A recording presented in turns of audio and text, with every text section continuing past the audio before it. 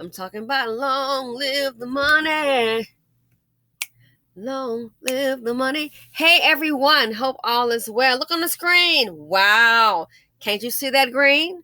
This is going to be a weird video. Well,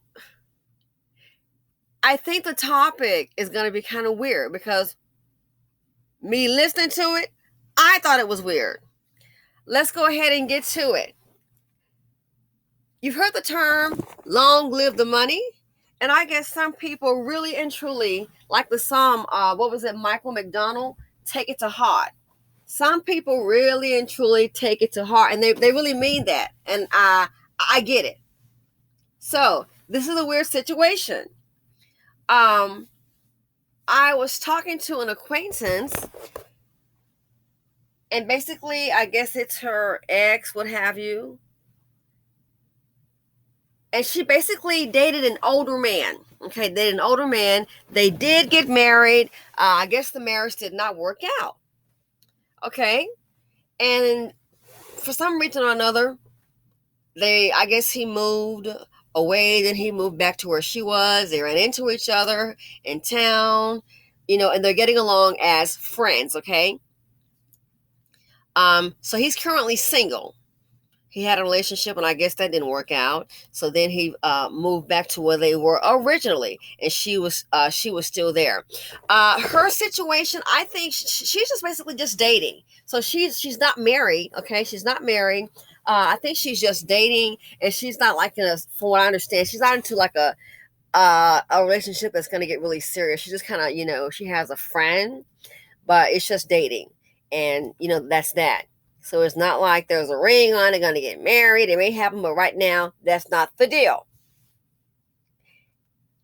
So they're like good friends, and I've been there. I think it's great. Really good friends, okay? And I think he's near retirement. And as you get older, you do take inventory of your life. You do that. You take your finances. That's the norm. Everyone at some point should take inventory of your life, see what's working, see what's not. And if it's not, hey, it might be time for a reduction in force. Okay. So he was going over, as I understand, he was going over, I guess, his retirement plans, what have you. I don't know his financials, in detail, but obviously, he has some wealth. So, from what she was saying, he has, besides his regular cash, he had a good paying job. And so that job offers a pension. And then nowadays, a lot of companies, a pension, not everybody has that. Most jobs now, which I was not aware, but someone like, hey, that's not the norm. Not all jobs even have a 401k. And I thought every job did have a 401k. Newsflash to me. So he has going over his finances, and he has a pension.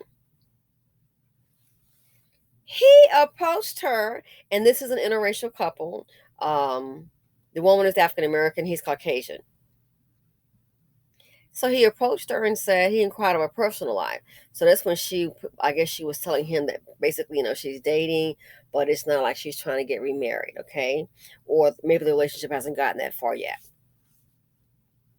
He said, well, I have my pension, and if something happens to me, which we all know women typically outlive men, if something happens to me,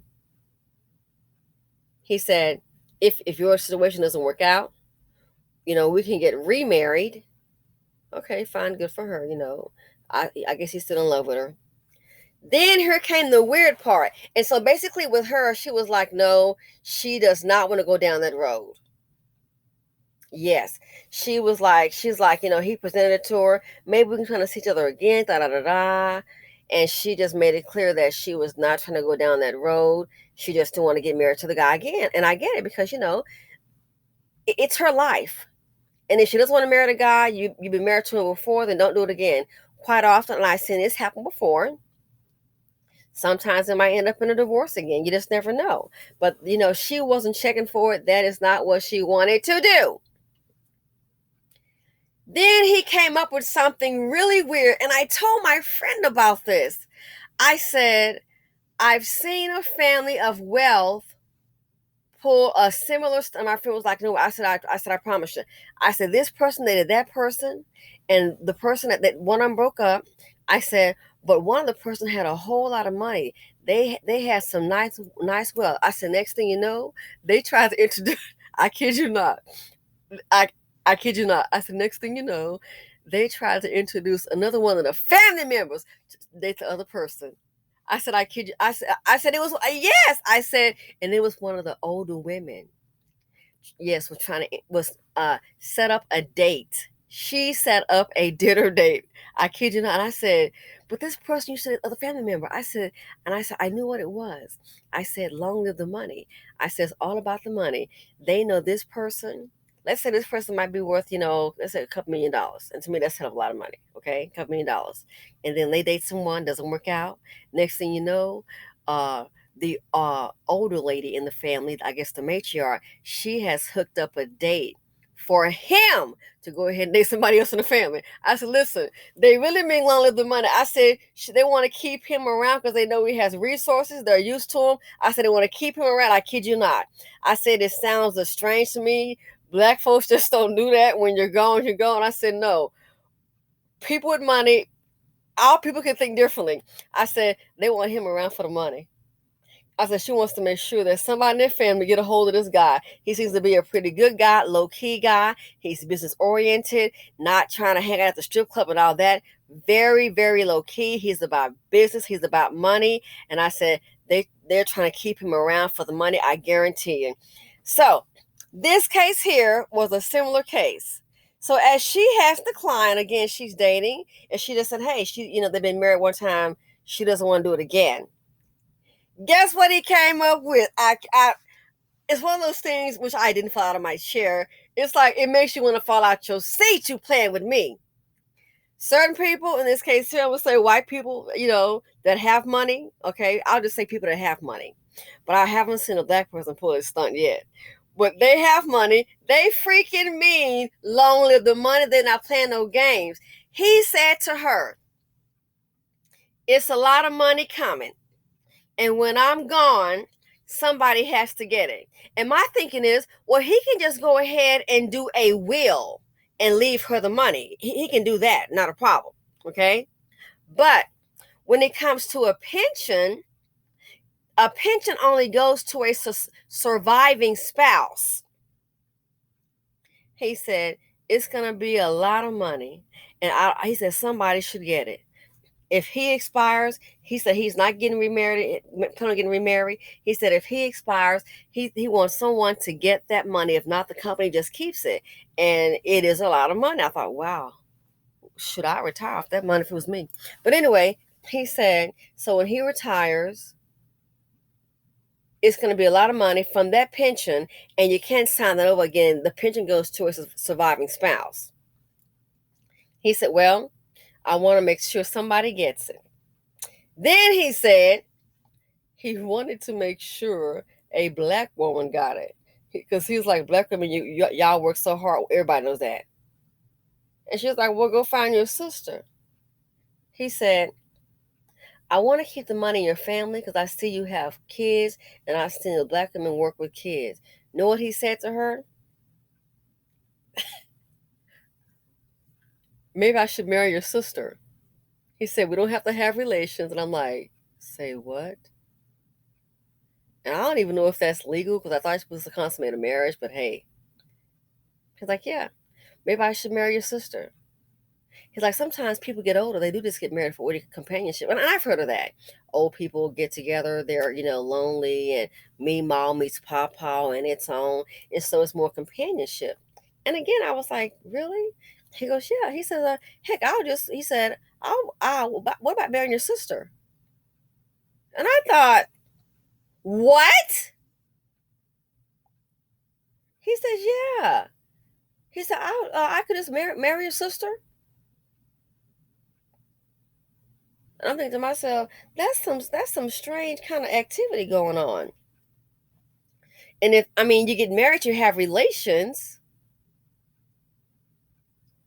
So, and then I'm like, well, if they don't get married, and and there's an age difference, I'm like, they don't have relations. How does that go? And I thought about it.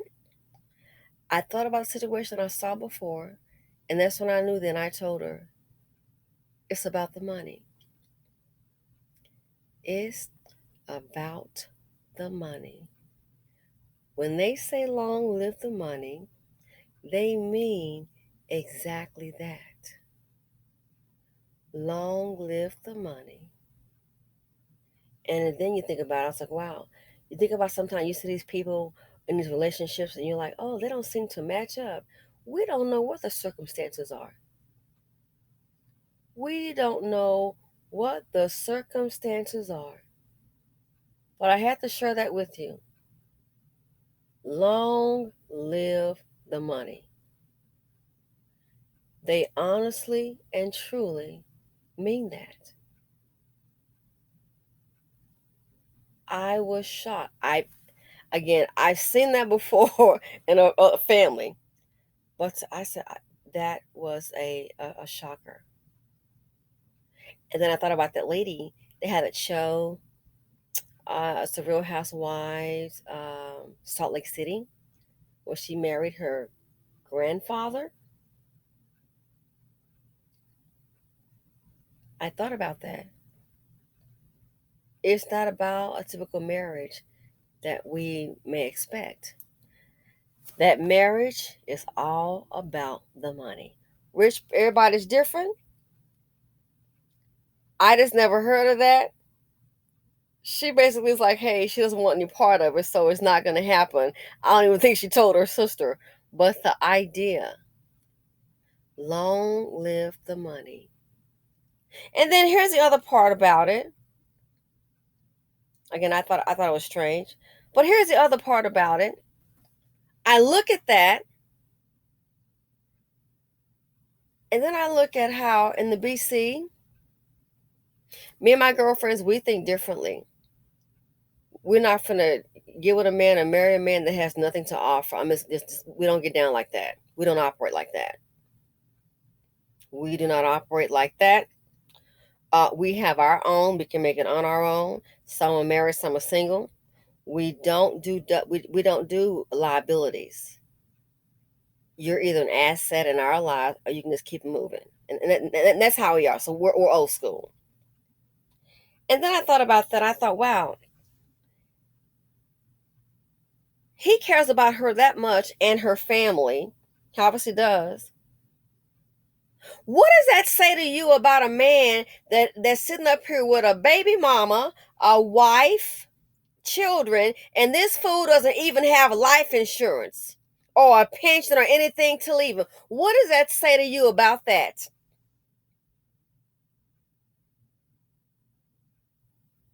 Sitting up here, when I did a video and it still made me so mad, which I know it happens, but to see this man talking about his baby mama and the baby mama on the bus. Matter of fact, my bad. No, I didn't do a video on that one yet. Yeah, the baby. How dare you? Oh, I would call him out. That infuriated me so much. You what? You have a baby mother and you got it on a bus, man. Oh my gosh. It's a good thing I cannot make myself invisible because I would be like that old commercial with the Golden Corral and maybe have that frying pan in my hand and you can guess the rest. How dare you have a baby carrying your seat? Ooh, girl. You have your, I don't care if it didn't work out or not. What kind of man you are, a piece of certified CHIT kit. To have your baby mother on a bus, you ain't about a darn thing. You are low performing. You gotta be kidding me. I don't care if it's an old car. To have your baby mother on the bus, you are the lowest of the low. Ladies, you better wake up. You can't get her around. Doesn't have to be a brand new car. Can you find something to get baby mom? This is the mother of your child, and I don't care if it didn't work out. You chose to lay down with her, but that's my bad. I'm used to a man being a man. So stop and think. This here, it was the weirdest thing. Weirdest thing. And I thought about that on that show, Salt Lake City. I get it. The weirdest thing. Long live the money. So what does that tell you about a man that's not even that's sitting up here, married or not married, has a baby mother? Some have baby mothers, and if they drop off today, child, you wouldn't even be able to find a $10,000 policy. And what the heck is that?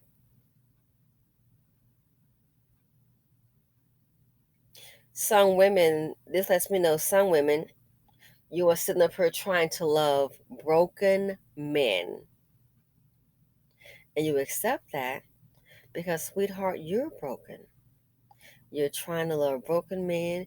Maybe you're not broken. You think you got some kind of super love power and he gonna learn to love you. Good luck with that. Good luck with that. So yeah, let me know what you guys think. That like I said, I've seen it before in a rich family, but this here was a little bit I was like, say what? Married a sister? I'm like, well, what? I said, then I was like, well, they might start liking each other and have relations eventually if they get married. That may be kind of awkward. I don't know. That's strange to me. But talk about long live the money. That also tells me that that's a person that strategizes. Talk about a strategic move. And you got some women that can sit up here, have a choice to marry a man, not be a baby mama, but to marry a man and that can do for 'em, and they still want bow-legged Lou. Oh, he ain't got no swag.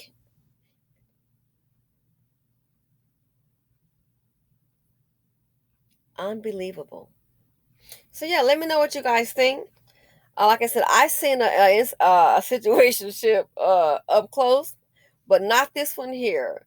It's one of those things. It's like, what do you say? Make you want to fall out of your seat. You like say, what? I had to hear it again. As the old people say, you mean to tell me I'm gonna need you to say it not one more time, one more again, to keep it in the family. So, other than that, I just had to bring this to you. I am tired. It's been a busy day. But yes, let me know what you guys think. Feel free to comment, like, subscribe, and share. Maybe I'm late to the party. Maybe they've been doing stuff like this. Let me know.